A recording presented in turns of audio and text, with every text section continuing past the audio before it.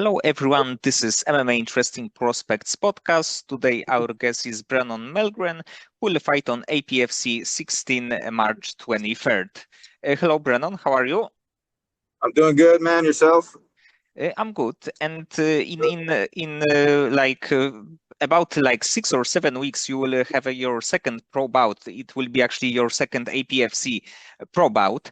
And if you can tell me, because you made your debut last November, and what are like the takeaways from your pro debut? Yeah, so there's actually a lot. I mean, I didn't learn as far as like the game itself, I didn't learn much from it. It was more so about myself. I didn't take my camp as seriously. Towards the end of my amateur career, I got pretty confident with myself and it became real hard to drive to the gym itself. I didn't have a vehicle. But I just believed that, the strength and conditioning work I was doing at the Y was enough. And I quickly realized like, I neglected a lot of things, and training with my teammates is definitely what's going to make this next appearance way different and being in the gym consistently. Uh, but yeah, no, right off the rip, I was hesitant. I felt like a deer in the headlights. I was just froze, and I've actually never had that feeling before in any of my fights. So I don't know if it was being 0-0 again or whatever it might have been. Uh, I mean, hats off to my opponent. He had his game plan. It was take me down, keep me down, and he executed that perfectly. I told myself I was not going to throw any knees or any kicks or any naked strikes, and the first thing I did was throw a knee right like 4 seconds into the fight, and then second round I threw the most wild uppercut I've ever launched in my life. So there was a lot I learned about myself, and that's the different approach for this next fight. Is just being in the gym, being active, doing what we need to do to be a professional, and that's really what it came down to. So Yeah, probably on APFC 16 we can see like the best version of you. you're going to see a lot. Yeah, big difference from what you've seen in the last November or whatever it was. Um, I mean, we're blessed for APFC setting me up with what I believe is a striker, so you'll really get to see what I can do on the feet. But I mean, my game on the ground has been underestimated for my whole career, but that's just because it hasn't gone down there, and you haven't seen much offense from me. I mean, when I'm on my back, I get in a comfortable spot where if I'm not taking damage, I should be fighting to get to my feet. But I mean, Muhammad, again, hats off to him for executing his game plan. But he threw very, very minimum strikes, and I was safe pretty much the whole time. It felt like. Um, and the same thing with my last amateur fight against this guy named McCoy, who will you guys will be hearing about him probably after this fight. So he's my biggest fan on social media. But yeah, no. So there's going to be a lot to see from me in this next showing. And actually, as the amateur, you had this kind of style that you could finish at the opponents really quickly. So I think that if there will be a like stand-up fight, I think that it can be like fireworks. Hell yeah, I like that fireworks. That's exactly what it's going to be like.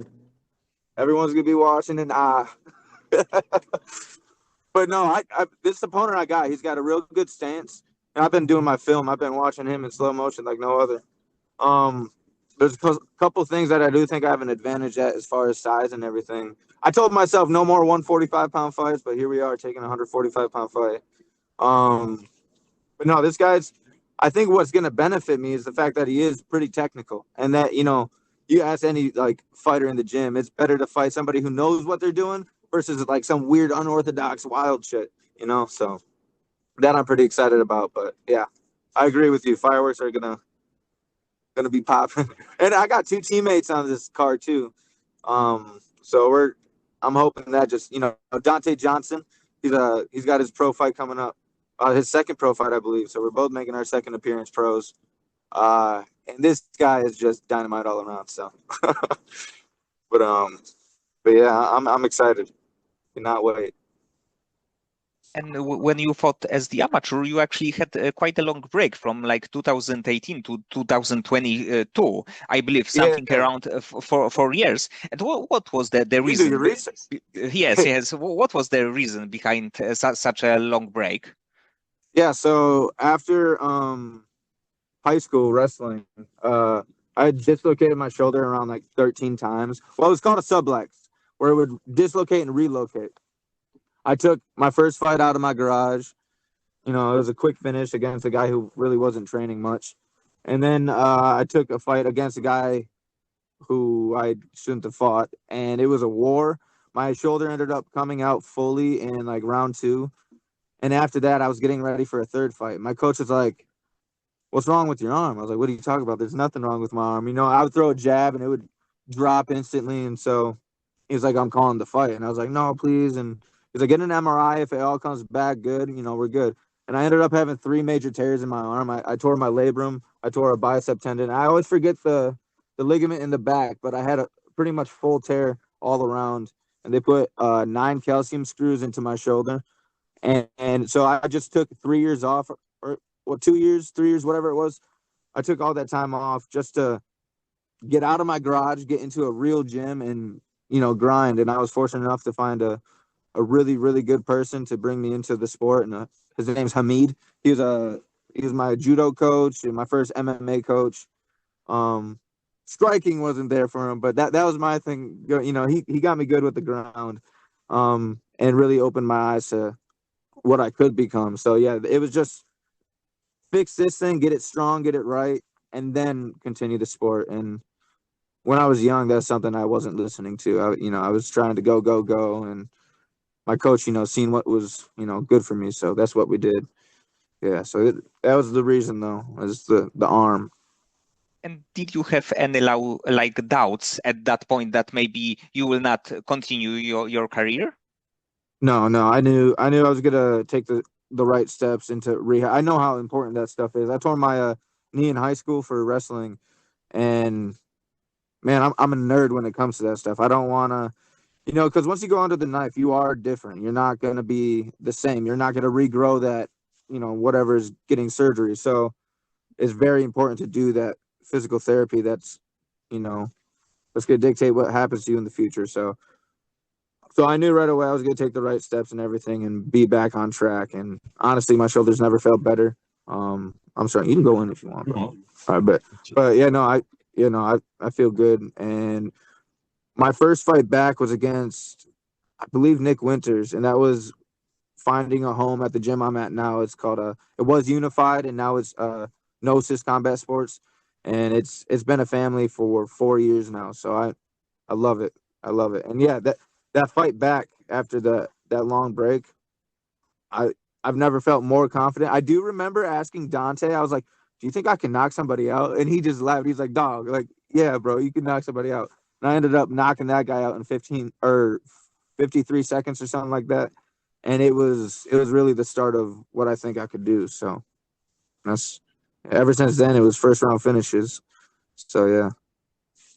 And how about your cardio? Because as the amateur, you finished everybody really quickly. And of course, in your pro debut, it was a like 15 minutes fight, but it was kind of like he just took you down. And what do you think about your cardio fighting for 15 minutes in a like good pace? Yeah, so I love that. I do believe I have great cardio. I mean, I felt like I could continue that fight for, a 5 round fight or whatever it might have been. I fought in Colorado for King of Sparta, and that was 3 fights one night. Granted, I lost the second fight, so I was eliminated. But we went 3 rounds in both those fights, and those fights were 15 minutes apart. And I could go. That was in Colorado, so I mean, at elevation, I felt great. Granted, I did get pretty gassed in the second fight, but again, 15 minutes from a 3 round fight, that's pretty brutal. And my last amateur fight, that was 3 rounds, and I felt great going into that fight. Granted, I did get clocked at the end of the fight, but he blew his knee out, and is what it is. But you know, my cardio feels great always. My biggest thing right now is no more 145 after this. Get to 155 and start putting on that strength. And because my frame, I'm pretty big for 145, so I do think I can build a better frame at 155. So that's the plan for the future. But yeah, as far as cardio, man, I feel great with that. And I actually like this kind of this like the Sparta tournament that you have a boxing, kickboxing, and MMA Yep. in one night. I think that Yep. Yusuf Zalal, who is fighting in the UFC right now, he won this kind of tournament. Yep. Yep. Yeah, he won. Was it that was on King of Sparta?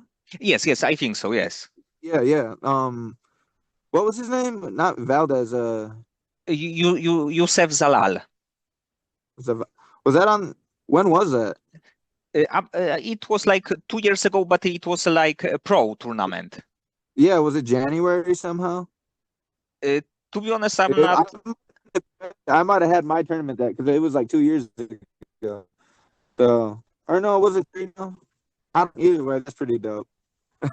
Yes, yes. I actually just brought up to my coach that it'd be cool to do the King of Sparta again as a pro because the prize is much bigger.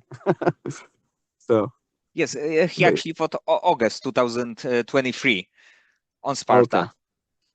cool, hell yeah, that's Uh, awesome. and about your gym, you mentioned names like Dante, but do you have like any maybe any other prospects, maybe guys like you, maybe on the amateur level, maybe early pro, that you know that they can be very good fighters, either like in the UFC or even like good regional fighters?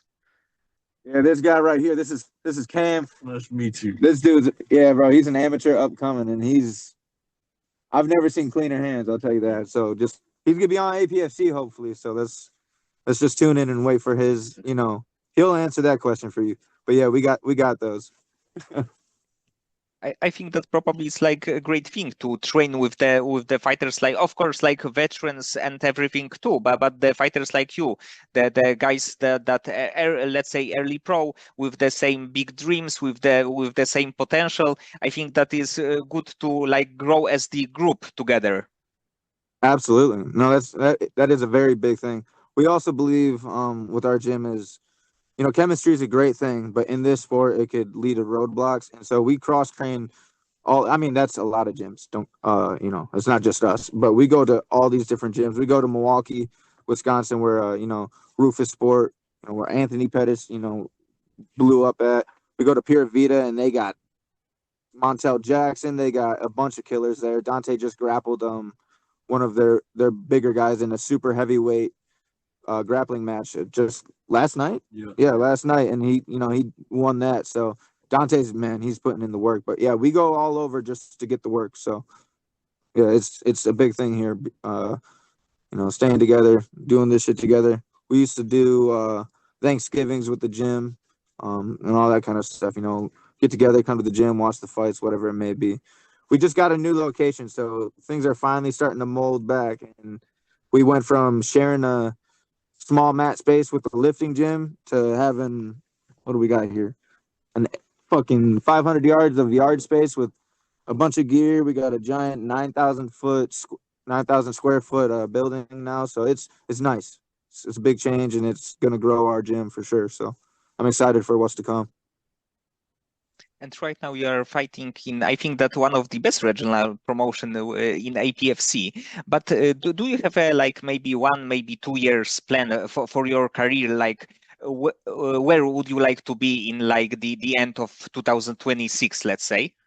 Yeah, so I mean, I don't like thinking too far in my future, just because small steps to get to big goals. So um, I I do see if APFC continues to treat me the way they are, which is great, and the pay gets better as we go, it is a promotion I'm willing to stick with because it's growing so fast. Like these guys are blowing up; they're fighting all over the place, and I think maybe towards the end of 3-4 years from now, it's gonna be pretty damn big. Checks are gonna be pretty nice. Whatever it may be, the eyes. Yeah, they bring in such great guests to this event too that maybe one day they get a crazy video of me knocking somebody out on a phone and it blows up my Instagram or something. And then Dana sees the attraction, whatever it may be. I'm just thinking big here.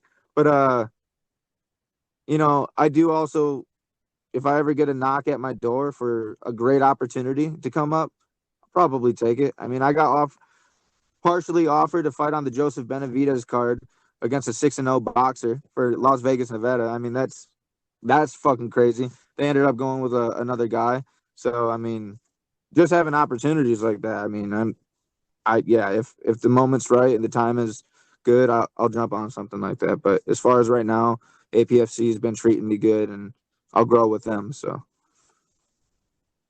And for now, because you said that like APFC had a lot of like great guests, great fighters as the guests. And who is your favorite fighter overall to watch from the UFC or any other promotion?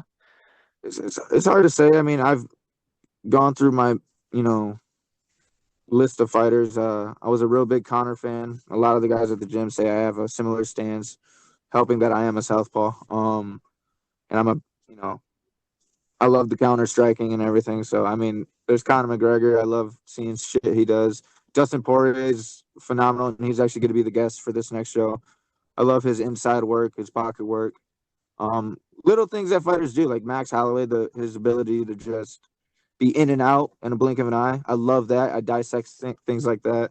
Or Gaethje throwing weird leg kicks from the pocket.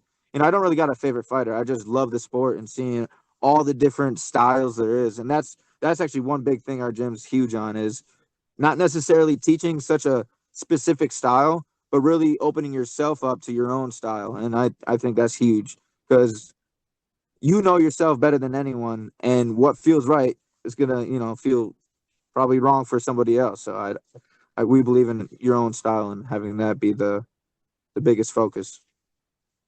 And did you have a chance to watch fights from yesterday, Israel Adesanya especially? Yeah, I did, man. That shit. It was a great night of fights. First of all, everyone was dropping in that card. And Mike Davis, is that who that was? Yeah, that was a great fight. But yeah, no, Adesanya, man. I don't want to say it's time for him to hang it up because no fighter is gonna want to hear that. But I think he should, be at least mindful of what his future, and I'm sure he is. I don't need to speak that for him. But it was sad seeing him get knocked out, and we have lost, or we have seen so many fighters that we love get knocked out in this year, and last year. Max Holloway, Volkanovski, Adesanya, all these great guys getting knocked out. It sucks. Gaethje, you know. So, but yeah, no, it was a great night of fights for sure. Yes, but I think that, of course, he lost, I believe, three fights in the row. But in the end, he made such a big history. Like from 2018 to 2019, it was less than Oh two yeah, years, and he won seven fights, including like everybody from middleweight division, knocking out Robert Whittaker. So I think that in the end, in just few years, he built himself as the second best middleweight in the history. Of course, Anderson Silva was the best, but in the end, it's quite a big accomplishment to do it in just few years.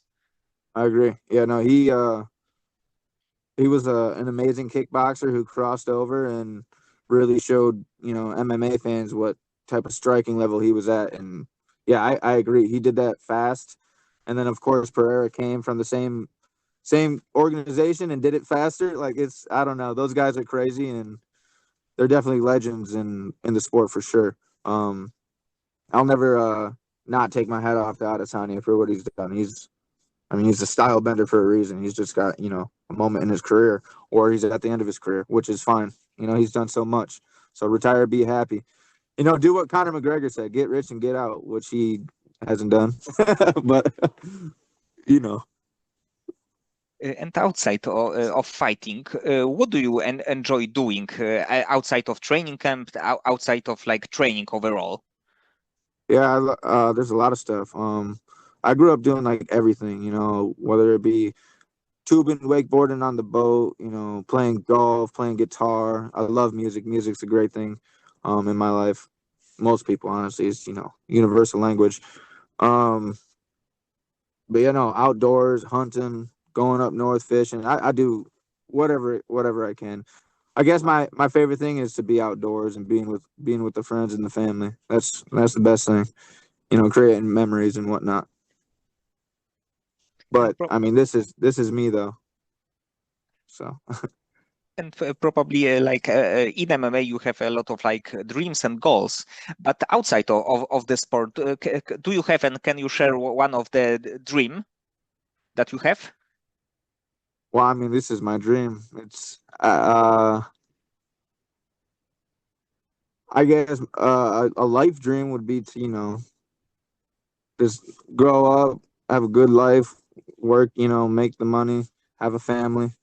I don't really have a dream outside of this. This is pretty much my dream, This is my focus. I feel like if I have too many doors, that it's gonna be hard to open this one, you know what I mean? So this is my focus for now. And if I guess if the career, falls short of what I want it to become, I do plan on opening a gym at some point or partnering with the gym I have now and becoming a coach because I love this stuff, man. Whether it be a student of the game or just teaching the game, this is what I love to do. So yeah, Okay, Brennan. So many thanks for the time and for the conversation.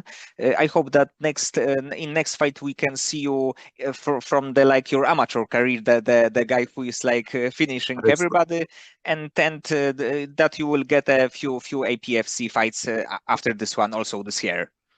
yeah, yeah, man.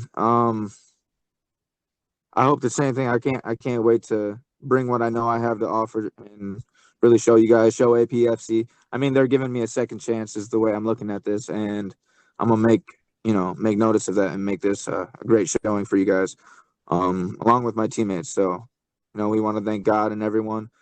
And yeah, we're gonna make it a show, man.